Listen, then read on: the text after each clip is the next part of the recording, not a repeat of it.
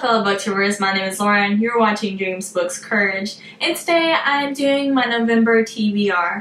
As you have probably realized, within the past 2 months I have not actually gotten through my entire TBR stack, and I have tried to limit it down to less books so then maybe I could get through all those books, but that just hasn't happened. And so I decided to go with a new system for selecting my TBR books. Instead of being like, well, I read 4 books last month, so this month I'll read like 15 books or something crazy like that, I'm just gonna go with a system of, well, I read 4 books last month, so this month for my TBR I am also going to put 4 books.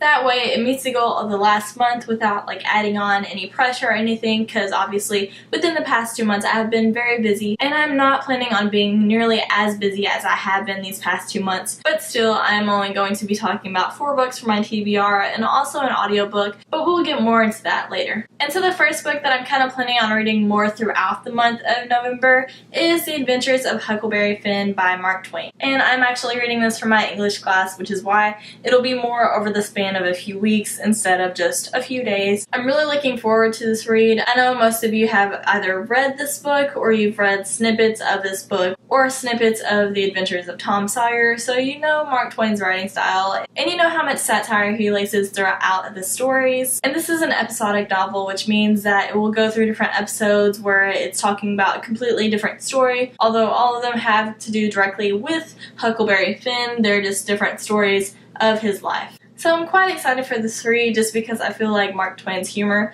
is going to be really interesting, and it's not just like a normal classic like the other ones where some of them are just boring. Throughout this novel there is definitely going to be humor. Instead of structuring my TBR around series that have books coming out soon or around book to movie adaptations, I decided to go with what I feel like reading, and so this next group of novellas should come as no surprise. It is The Assassin's Blade, these 5 novellas by Sarah J. Maas. I've really missed the Throne of Glass universe, although it hasn't really been that long since I finished the books that are already out in the series, but I really am excited to get back into this universe and back to seeing Selena. This has 5 novellas, and they are The Assassin and the Pirate Lord, The Assassin and the Healer, The Assassin and the Desert, The Assassin and the Underworld, and The Assassin and the Empire, and I'm really excited about learning more about Selena's past life and also more about her old love, who is named Sam. And this is my favorite cover, as you know, of the series, and so I'm just really excited to get back into this world,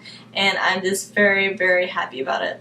The next novel is also another one that brings me a whole lot of happiness, and it is Isla and a Happily Ever After by Stephanie Perkins. I planned to read this novel a few months ago, but I didn't get to reading it, so I'm really excited to finally be getting into this one. Stephanie Perkins is one of the best writers of adorable love stories, and I am sure this one will be no exception. The main characters of the story are named Isla and Josh, who were really featured in Anna and the French Kiss, which is the first book of these 3 companion novels. And I know it probably mentions Isla and Josh whenever they're still at the French school that Anna went to in Anna and the French Kiss, and obviously it involves New York because New York is on the cover, and this is also another cover that I just absolutely loved. I probably would have picked up this book even if I didn't know about Anna and Lola, just because this cover is amazing, and I love the title of Isla and the Happily Ever After. I just know that this will be a guaranteed adorable read, and although I've actually heard mixed reviews about this book, which is kind of odd for any Stephanie Perkins novel,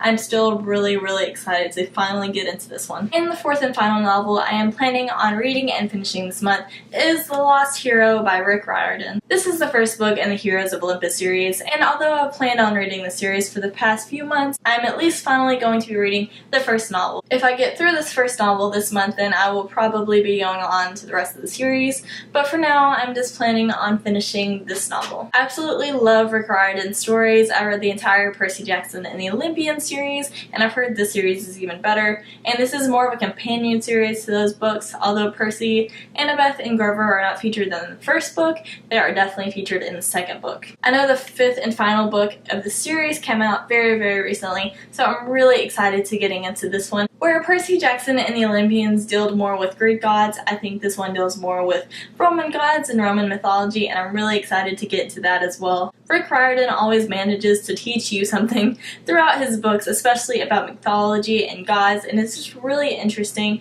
especially since all of these characters are also demigods, and I'd really recommend you get into this series. But first, read the Percy Jackson and the Olympian series. And those are all the books I plan on finishing this month, but I do have another book that I want to talk about within this video. It's actually going to be an audiobook that I'm going to be reading with my mom. We have quite a long commute to school, and so we definitely have time to read audiobooks, and this one is one that everyone has been talking about over the last few months, and it is Outlander by Diana Gabaldon. I'm really excited to get into this world, if not just for everyone really talking about this book and the series and just how amazing it is. And also there's a Star series that has came out in the last few months, and so I'm really looking forward to that as well. The only bad thing about this audiobook is it is 33 hours long, so we're definitely not going to be able to get through it in a month. I know the book itself is long, and obviously the audiobook is also very long, and so I just hope to be finishing it within the next 3 months, so I'll probably be talking about this book